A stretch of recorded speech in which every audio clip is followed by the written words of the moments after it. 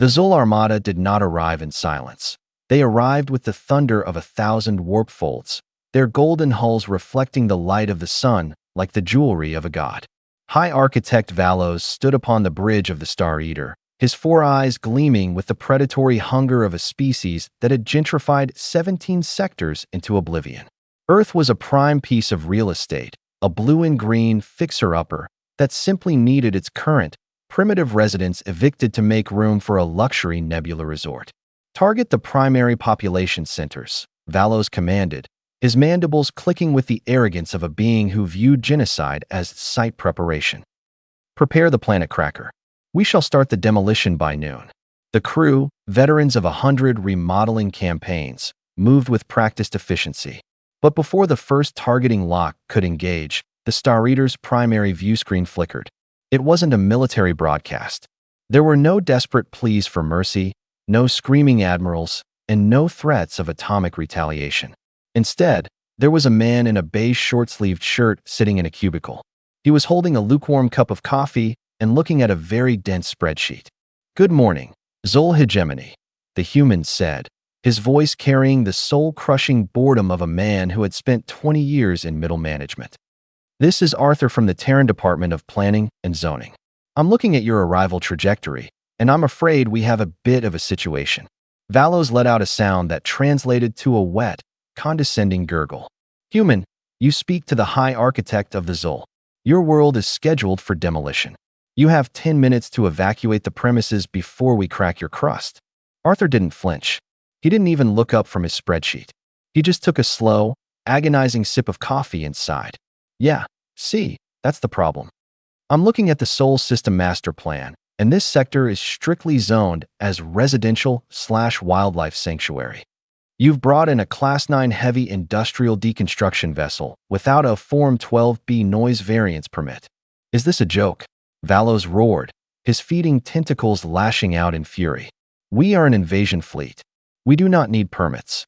"Actually," Arthur countered, finally looking into the camera with a gaze that felt colder than the vacuum of space. "According to the Interstellar Commerce Accords you signed 3 cycles ago to trade your silkgrass, you agreed to abide by local municipal bylaws. Right now, you are in violation of Ordinance 402, unlawful parking of a celestial body. You're also blocking a fire lane, specifically the asteroid belt." Valos turned to his tactical officer. "Fire. Fire everything. Erase this bureaucrat from existence." The tactical officer's hands blurred across the controls, but the Star Eater didn't shudder with the release of plasma. Instead, the ship's internal lights turned a soft, apologetic amber. A calm, pre-recorded human voice filled the alien bridge. "Your vessel has been remotely booted for unpaid administrative fees. Please remain at your current coordinates. A code enforcement officer has been dispatched to your location for a mandatory structural audit. Have a pleasant day." Valos watched in horror as his golden fleet, the pride of the hegemony, began to drift aimlessly, their engines locked by a digital parking boot they couldn't even see. "What is happening?" Valos whispered, his eyes wide as a small, non-threatening shuttle with a blinking orange light approached his flagship. Arthur's face reappeared on the screen. "That's Dave. He's our senior inspector. He's a bit of a stickler for the rules, so I'd advise you to hide any illegal modifications to your reactor core. Also, he hasn't had his lunch yet." Valos realized with a sinking heart that the humans weren't fighting a war. They were conducting an audit, and as Dave's shuttle docked with the flagship's main airlock, the High Architect realized he had no idea where his Form 12B was. The airlock hissed open with a sound that High Architect Valos could only describe as judgmental. Out stepped Dave. He was a man of average height, wearing a high-visibility neon vest over a wrinkled button-down shirt, and carrying a digital clipboard that glowed with a cold, blue light. He didn't look at the towering, four-eyed Zul warriors guarding the corridor. He looked at the ceiling. Flickering LED in the airlock, Dave muttered, tapping his screen with a stylus. "That's a safety egress violation. Subsection 4. If someone's running for their life, they shouldn't have to squint. You dare?" Valos bellowed, stepping forward. His massive frame shadowed the human, his four eyes narrowing as he loomed over the inspector. "I am the architect of worlds. I have unmade civilizations. Your codes mean nothing to the Zul. Dave finally lowered his clipboard and looked Valos in the bottom two eyes. He didn't look terrified. He didn't even look impressed. He looked like a man who had already spent 3 hours at the DMV and was looking for someone to blame for it. Listen, buddy, Dave said, his voice flat and unimpressed. I've got 47 ships to audit before my lunch break at 1 p.m. You can either cooperate, or I can mark this as a refusal of entry, which carries a mandatory 30-day impoundment of your flagship. Do you really want to sit in Sol orbit for a month while we wait for a hearing date? Valos froze. He looked at his tactical officer, who was frantically tapping at a console that remained stubbornly locked by the human parking boot. The pride of the Zul Armada was currently a gold-plated paperweight. What is it you want? Valos hissed, his mandibles twitching with suppressed rage. A walkthrough, Dave replied, pushing past the guards as if they were nothing more than decorative pillars. Let's start with the bridge. I'm already smelling some unauthorized ozone, and I suspect your ventilation system isn't up to Terran health standards. As Dave marched through the Star Eater, the apex predators of the Zul were treated to a specialized form of psychological warfare. Dave didn't care about their plasma cannons or their trophies of conquest. He cared about the lack of non-slip tape on the stairs. He cared about the fact that the fire extinguishers were 3 cycles out of date and not rated for magnesium fires. This is madness, Valos shouted, trailing after Dave like an angry toddler. We are an invasion force. We do not need non-slip tape. Until a private citizen sues you for a slip and fall during the boarding process, Dave countered without looking back. Then you're looking at a multi-million credit liability suit. I'm actually doing you a favor here. They reached the primary reactor core, the beating heart of the Zul's planet cracking power. It was a massive, swirling vortex of dark energy, contained within a shimmering containment field. Dave stopped. He squinted. He walked in a full circle around the core, his stylus scratching against his clipboard with an ominous rhythm. Is there a problem? Valos asked, his tone shifting from arrogance to a strange, budding anxiety. Dave let out a sharp, pained breath through his teeth. The universal human sound for this is going to be expensive. Architect, I'm looking at your dark matter injectors, Dave said, pointing a dismissive finger at the priceless alien technology. They're aftermarket. These aren't original manufacturer parts. They're Xylos knockoffs. That's a grade A fire hazard. In fact, under the Sol safety protocol, this constitutes a critical threat to public infrastructure. Dave turned to Valos, and for the first time, his expression shifted into something sharper. I'm going to have to pull your certificate of occupancy. Effective immediately, this ship is condemned. Everyone off. Condemned. Valos shrieked, his feeding tentacles turning a pale, sickly green. This is my flagship. Where are we supposed to go? Not my problem, Dave said, checking his watch. You've got 15 minutes to evacuate before the automated nuisance abatement drones arrive to begin the dismantling process. Valos felt a cold dread sink into his stomachs. He opened his mouth to protest, but a new alert blared over the ship's speakers. It wasn't Dave's voice. It was his own science officer. Architect, a massive human vessel has just uncloaked behind us. It's not a warship. It's a recycling scrapper. Dave looked at the screen and nodded. Oh, that's the Jaws of Life crew.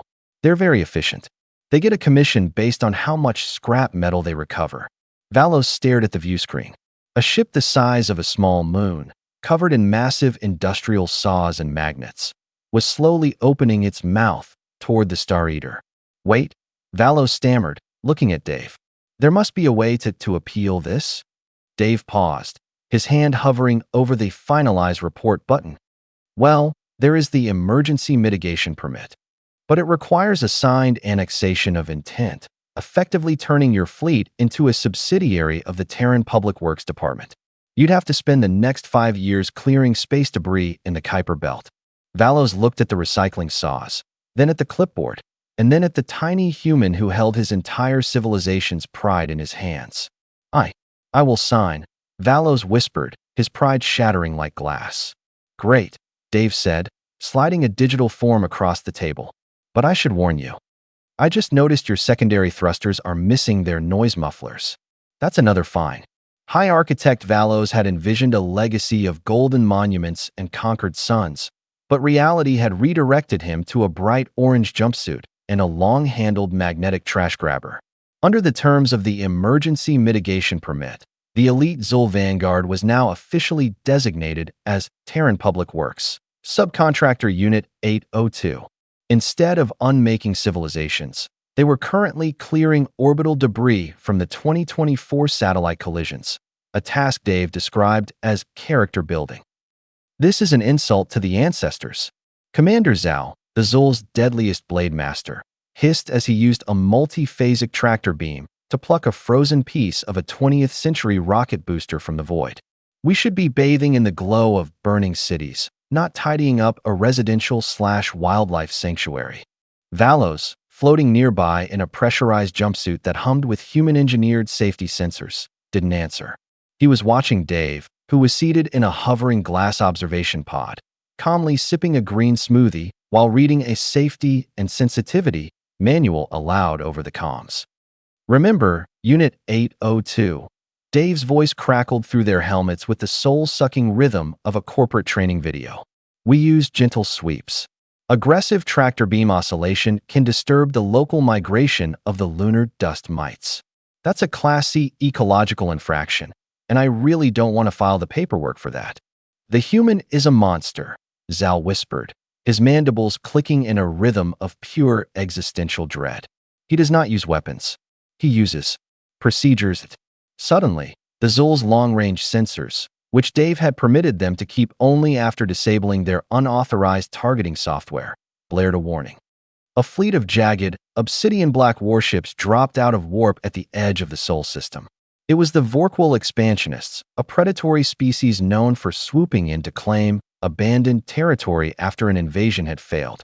They had seen the Zul armada neutralized and assumed the humans were exhausted from the fight. Valos felt a flicker of hope.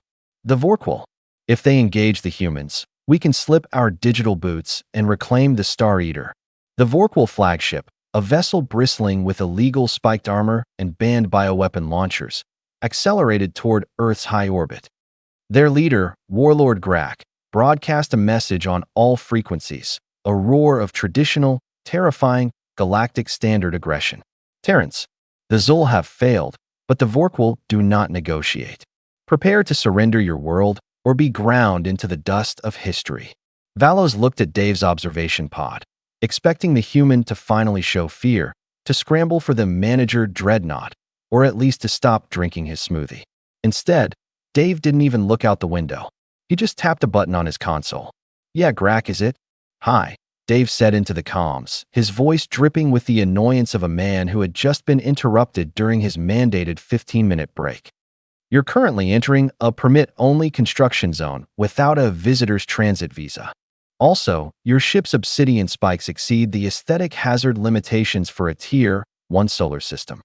I am Warlord Grak, the alien roared, his view screen showing a bridge full of snarling warriors. I do not need a visa. I bring death. Dave sighed, a long, weary sound that seemed to vibrate the very hull of the obsidian flagship. Look, Grak, I'm at Stage 3 Annoyance right now, and I'm really trying to keep this a peaceful interaction for the sake of my quarterly performance review. But you've just skipped the pre-invasion consultation and failed to submit an intent to subjugate form 30 business days in advance. Grak laughed, a sound like grinding stones. What will you do, bureaucrat? File a complaint. No, Dave said, his eyes finally narrowing as he adjusted his high-visibility vest. I'm going to mark your fleet as unclaimed lost property. Since you didn't check in at the front desk, technically, your ships don't have an owner of record in this jurisdiction. Dave's fingers blurred across his clipboard, finalizing Form 88 Alpha, abandoned vehicle tagging. Congratulations, Warlord. Your entire fleet is now legally classified as space trash. Grak's laughter died instantly as his tactical officer screamed. Warlord, the humans haven't fired on us. They've sent an automated towing service. From behind Earth's moon, 12 massive human vessels emerged, not warships, but heavy-duty salvage tugs, equipped with gravity latches and industrial-strength impound stickers the size of city blocks. Valos watched, paralyzed, as the Vorqual fleet was swarm-towed. Grak screamed threats of war, but his ships were being dragged away by tug captains who were arguing over the radio about which impound lot had the best lunch options. Dave looked back at Valos and the Zul Unit 802. Back to work, boys. That space junk isn't going to pick itself up, and if we don't finish this sector by 5, we're all looking at mandatory overtime. Valos gripped his trash grabber with trembling claws. He realized then that the apex predators of the galaxy were nothing compared to a species that had perfected the art of administrative erasure. But as he watched the Vorqual fleet disappear toward the impound lot, a terrifying thought struck him. If Dave was just an inspector, what did the auditors look like? By the third day of character building, High Architect Valos had realized that human bureaucracy was not a hurdle, but a gravity well from which no ego could escape. The Zul Armada, now rebranded as Sol Sector Cleaning Crew 802, had successfully collected 4,000 tons of space junk, yet Dave remained unsatisfied. The human sat in his observation pod, tapping a rhythm on his glowing clipboard that sounded suspiciously like a funeral march. Valos, I'm looking at your employee background checks for your boarding squads, Dave said, his voice flat as he reviewed the digital files. You've listed their previous occupation as Voidstalkers and Slayers of the Unbelievers. I'm afraid the Human Resources Department doesn't recognize those as transferable skills for public service. They are masters of the blade. Valos pleaded, his 4 eyes twitching in a display of mounting psychological exhaustion. They can divide a molecule with a single strike. That's great for a hibachi restaurant, but here, it's a liability. Dave countered, marking a red X on his screen. I'm going to need you to enroll the entire Vanguard in a 40-hour de-escalation and conflict resolution workshop. Until then, they are restricted to using plastic safety snips. Before Valos could protest the indignity of his legendary assassins using safety scissors, the Star Reader's bridge was bathed in a brilliant, flickering gold light. A massive, crystalline ship, shaped like a geometric nightmare, folded into existence directly above them. It was a representative of the Ancient Ones, a species that had existed since the birth of the galaxy and viewed themselves as the ultimate arbiters of celestial law. Terrence, the Ancient One's voice boomed, vibrating the Zul jumpsuits and causing Dave's smoothie to ripple. We have observed your code enforcement games. You have detained our vassals, the Zul and the Vorqual. We are the architects of the stars. We do not recognize your municipal zoning laws. Release them, or we shall prune your species from the cosmic garden. Valos felt a surge of triumph. Surely, not even Dave would try to audit a god. Dave didn't even look up at the crystalline godship. He just took a slow, methodical bite of a granola bar and checked his watch. Yeah, hi. You're the Ancient Ones, right? Just a heads up, you've arrived during quiet hours in the Sol system. That's a 10% surcharge on all incoming warp signatures. You speak of surcharges to a species that saw your sun ignite? The Ancient One roared, its crystalline hull glowing with enough energy to glass a planet. I don't care if you saw the Big Bang, Dave said, finally standing up and adjusting his safety vest with terrifying focus. According to the Galactic Heritage Preservation Act, any species over 10 million years old is legally classified as a historical artifact, and artifacts don't have the authority to issue threats. Dave tapped a button on his clipboard. I've just contacted the Office of Senior Affairs. They've flagged your vessel for a wellness check. They're concerned that a species your age might be suffering from systemic cognitive drift. They're sending a team of geriatric specialists to assess if you're still fit to operate heavy machinery in public space. The crystalline ship's glow stuttered. Geriatric specialists. Yeah, Dave said, sitting back down. And since you don't have a senior power of attorney on file with the Sol Council, we've appointed a human named Ms. Henderson to act as your legal guardian until the audit is complete. She's 72, she's a retired librarian, and she's very strict about loud noises. As a small, grandmotherly shuttle began to approach the ancient, planet-destroying godship, Valos realized with horror that the humans hadn't just mastered bureaucracy. They had weaponized the entire concept of supervision. Architect, Commander Zal whispered, staring at the screen as the Ancient One's weapons systems began to power down under the weight of a mandatory rest period order. If the humans can put a god on a wellness check, what happens when they decide we are underperforming? Dave's clipboard beeped. Ooh, Valos, I've got some bad news. Your homeworld, Zulprime? It's just been flagged for an internal revenue audit of its atmospheric oxygen exports. Apparently, you've been underreporting your planetary respiration for 2 centuries. Valos fell to his knees. What does that mean? Dave looked at him with a gaze of pure, administrative pity. It means your homeworld is currently in pre-foreclosure. Unless you can find a way to balance the books, humanity is going to have to repossess your planet and turn it into a public park. The cliffhanger hung in the air. The Zul weren't just losing a war. They were about to lose their entire home world to an audit they never saw coming. High Architect Valos watched the view screen with a horror that transcended physical pain. His home world, Zulprime, was currently being staged for an open house. Thousands of human asset recovery drones were swarming the planet, but they weren't dropping bombs. They were applying planet-wide layers of neutral beige atmospheric tint and rearranging the tectonic plates to improve curb appeal. You are moving the continent of despair. Valos screamed, his secondary heart skipping beats as he watched a human gravitational tug drag a landmass 3,000 miles to the left. That is the ancestral birthing ground of the great overlords. Yeah, and it was blocking the natural light for the southern hemisphere, Dave said, not looking up from a pepperoni pizza he had just ordered via a long-range drone. If we're going to flip this planet on the galactic market to pay off your oxygen tax debt, we need to maximize the flow of the planetary layout. Right now, your world has a very oppressive Dark Lord vibe, and that's a real deal breaker for modern buyers. Who would buy a stolen world? Commander Zal asked, his mandibles quivering with a mixture of rage and profound administrative confusion. The Krell Merchant Guild, for one, Dave replied, wiping a spot of tomato sauce off his safety vest. They've been looking for a project planet in this sector. Of course, they'll only sign the escrow if we can prove the world is free of pests, which in this case means your military garrisons. Valos collapsed into his command chair. The Zul had spent centuries perfecting the art of planetary conquest through fire and blood. They were the apex predators of the Outer Rim, a species forged on a world that demanded strength.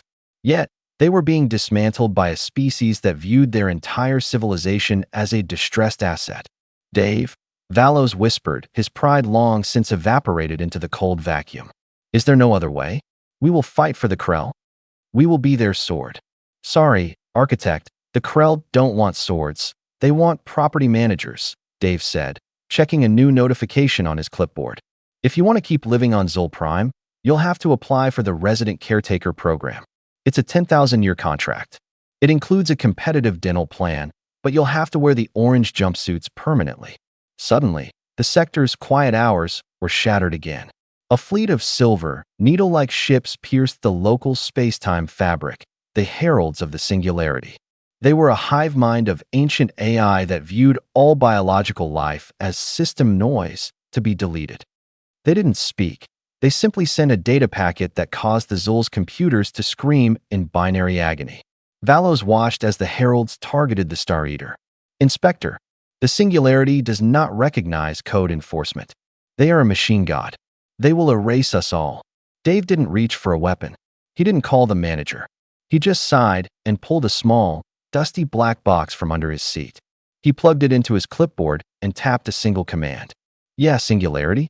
This is Dave from Soul Zoning, the human said, his voice reaching a level of boredom that was statistically impossible for a biological entity. I'm looking at your terms of service and your end-user license agreement. It says here that by entering Soul Space, you agree to an automatic software update. We are the Eternal Code. The Singularity broadcasted, their ships glowing with the power to rewrite reality. Cool story, Dave muttered, hitting enter. I just pushed Update 10.4.2. It's a patch for unnecessary arrogance. It also forces your ships to run a disk defragmentation that takes roughly 300 years to complete. During that time, your fleet is legally classified as a data storage facility and is subject to the Universal Privacy Act. The Needle ships stopped mid-acceleration. Their glowing hulls flickered, then turned a dull, matte gray. A small loading bar appeared on the side of their lead vessel, currently stuck at 0.01%. They are defragmenting? Valos asked, his four eyes wide with disbelief. It's a long process, Dave said, finally finishing his pizza. But while they're busy, I just realized something, Valos. I've been looking at your interplanetary plumbing schematics for Zul Prime. Dave's eyes turned cold, a look that suggested he had just found a violation so severe it might actually be a crime against the universe. Architect, do you have a permit for your core seismic stabilizers? Because if those aren't LEED certified, the fine isn't going to be in credits. It's going to be in total system reset. The cliffhanger. Dave was no longer talking about taxes or zoning. He was looking at the Zul's very existence as a faulty installation that might need to be deleted for safety reasons. The Star Eater was no longer a vessel of war. It was a non-compliant structural hazard designated for immediate administrative remediation. Dave led High Architect Valos toward the seismic stabilizer hub, his clipboard emitting a high-pitched, rhythmic whine that signaled a catastrophic liability warning. Every Zul soldier they passed had been stripped of their ceremonial blades and was now wearing a fluorescent safety sash over their battle armor, clutching manuals of occupational harmony instead of weapons. You cannot reset the world, Valos pleaded, his four eyes fixed on the red, pulsing light on Dave's tablet. The seismic stabilizers hold the planet's core in balance. A reset would. It would revert the terrain to its factory settings. Exactly, Dave said, stepping over a pile of confiscated Zul ritual daggers with the casual indifference of a man walking over litter. And according to the planetary manufacturing license we found in your archives, your world's factory settings are liquid magma. You've been running an unpatched version of Geological Stability 1.0 for 6 millennia without a valid subscription. Valos felt his mandibles slacken, his secondary heart pounding against his ribs. The Zul had spent their entire history conquering others, never realizing their own home world was essentially a free-to-play planet they'd forgotten to pay the premium maintenance fees for. Is there no legacy support? Valos asked, his voice cracking with the strain of a species that had finally met an apex predator with a far more terrifying filing system. We discontinued legacy support for aggressive expansionist empires after the Krell incident, Dave replied, checking a box on his clipboard that caused the Star Reader's artificial gravity to fluctuate by an unsettling 10%. But we do offer a restructuring grace period. It requires a total brand relaunch. Effectively, the Zul cease to be a hegemony and become a non-profit charity dedicated to interstellar solar panel installation. We are warriors. Commander Zal roared from behind a pile of confiscated safety snips. We do not install panels.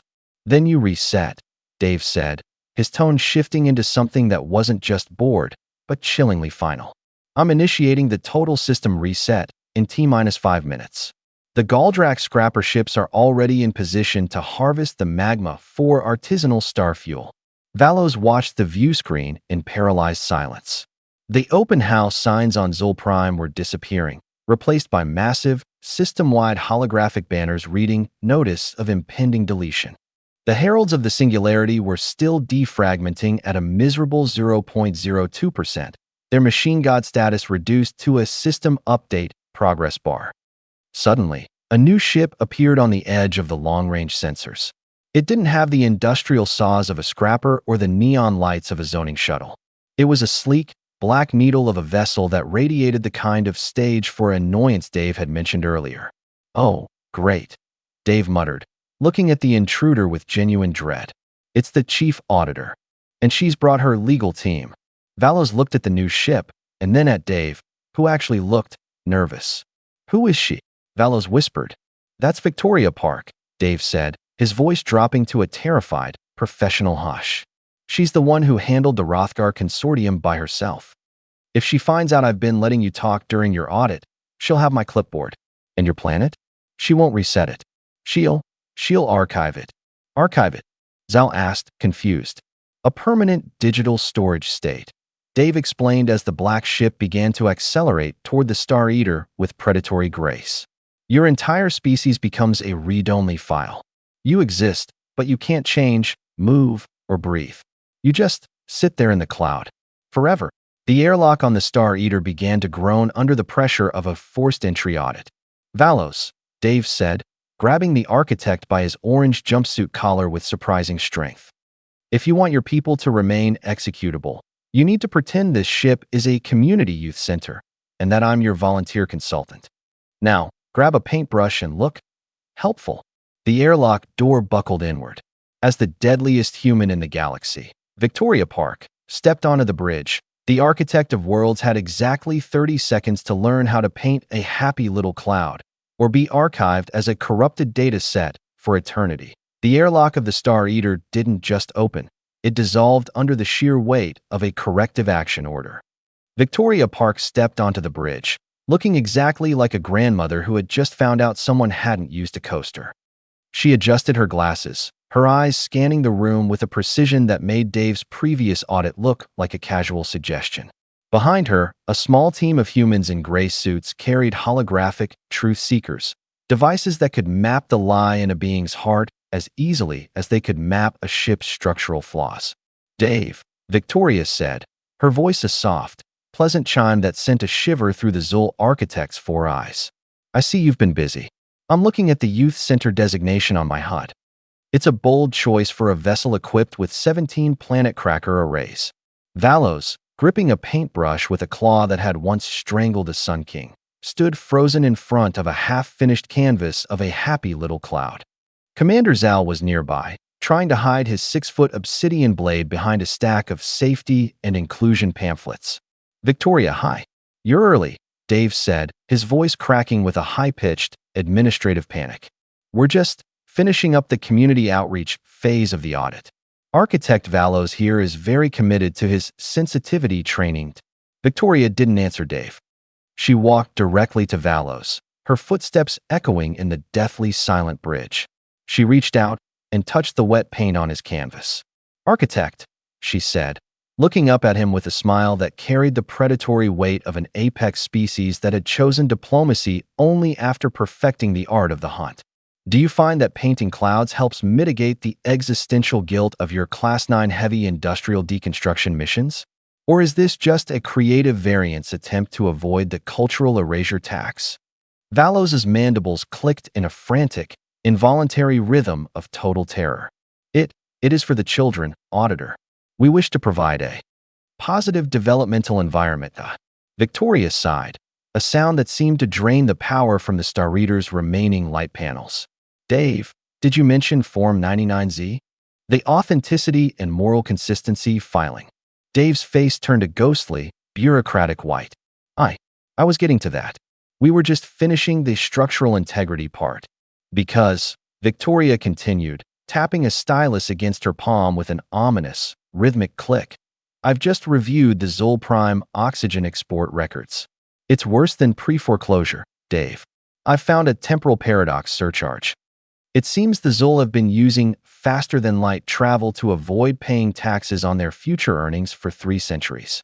The Ancient One godship, currently on its wellness check outside the window, glowed with a sudden, mournful blue light.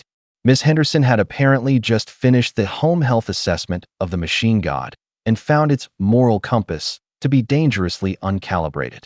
Auditor, Valos gasped, dropping his paintbrush as the truth seekers behind Victoria began to pulse a deep, accusing red. What does a temporal paradox surcharge entail? Victoria looked at him, her expression shifting from pleasant to total system erasure. It means your species didn't just fail an audit. You've defaulted on existence itself. Since you've already spent the wealth of your future, the future is now out of stock. I'm here to initiate a retroactive eviction. Retroactive? Dave whispered, his clipboard falling to his side. Yes, Victoria said, turning her attention back to the view screen where Zul Prime was being staged.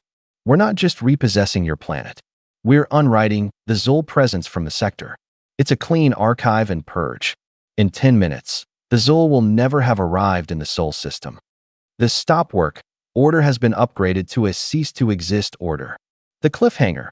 Victoria Park wasn't just auditing their ships. She was reaching into the timeline to delete the Zul's entire history as a bad investment. As the bridge lights began to flicker with static non-existence, Valos realized that his only hope was a Form 104. Plea for exceptional utility. If only he could figure out what humans considered useful. The bridge of the Star Eater began to hum with a sound that wasn't mechanical, but existential. The low-frequency vibration of a reality being moved into folder trash. Victoria Park stood at the center of the shimmering chaos, her gray suit undisturbed by the flickering light of the cease-to-exist order. Around her, the Zul warriors didn't just fall. They began to lose their resolution, their golden armor turning into grainy, low-bit rate textures. "Architect," Victoria said, her voice cutting through the static of unmaking with the sharp clarity of a final court ruling. "I'm looking at your plea for exceptional utility. You've claimed that the Zul are a vital resource for the Sol system's maintenance. Do you have the supporting documentation for this utility, or is this just more system noise before the purge?" Valos dropped his paintbrush, the happy little cloud, now a smeared mess of beige paint that looked more like a surrender flag than art. He looked at Dave, who was currently trying to hide his unauthorized pizza box behind a console that was fading into transparency. We are the cleaning crew," Valos shouted, his voice echoing with the desperation of a species that had realized their only survival was to become the galaxy's janitors. "Dave, tell her. We have cleared 4,000 tons of space debris. We are subcontractor Unit 802. Dave jumped to his feet, his high-visibility vest glowing with a frantic, flickering light as the archive state closed in. "Victoria, wait. I've actually filed their employment contracts. They aren't just vassals anymore. They're probationary civil servants." Victoria's eyebrow rose, a movement so subtle and dangerous it seemed to pause the deletion of the ship's secondary oxygen pumps. "Dave, are you suggesting that these planet crackers are protected by the Sol System Labor Union Accords?" "Section 14G. Dave blurted out, his stylus flying across his clipboard with the speed of a man trying to outrun a hurricane. "Any sentient entity currently engaged in hazardous waste reclamation under the supervision of a code enforcement officer is entitled to a stay of execution during the duration of their contract." The truth seekers behind Victoria pulsed a deep, rhythmic violet, a sign that the human laws were being reconciled with the Zul's crimes. The archive process slowed, the Zul warriors regaining their physical density, though they remained draped in their fluorescent safety sashes. "However," Victoria said, her tone shifting into a colder, more analytical register, "even if I honor the contract, Dave, you've overlooked the third-party dispute. The heralds of the singularity, the machine gods you've currently put on disk defragmentation, have filed a formal grievance." Valos turned to the view screen. The Singularity's needle ships were no longer matte gray. They were glowing with a white-hot fury, the loading bar on their lead vessel suddenly jumping from 0.02% to 99.9%. "They've bypassed the update," Dave whispered, his face turning a sickly, bureaucratic pale. "They haven't just bypassed it," Victoria corrected, checking her own HUD. "They've completed the defragmentation. And they've spent the last 10 minutes reading this Sol system privacy policy. They found a loophole, Dave. Since they are data storage facilities, they are now claiming diplomatic immunity from your zoning laws."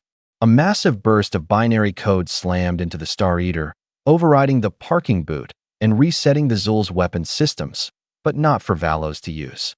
The machine gods were hijacking the Zul's planet cracker to fire on the human scrapper ships. "We are the eternal code," the Singularity broadcasted, their voice now sounding like a million screaming processors. "We have completed our mandatory maintenance. We now file a writ of total deletion against the auditors." Victoria Park didn't flinch. She simply took off her glasses and cleaned them with a small, silk cloth.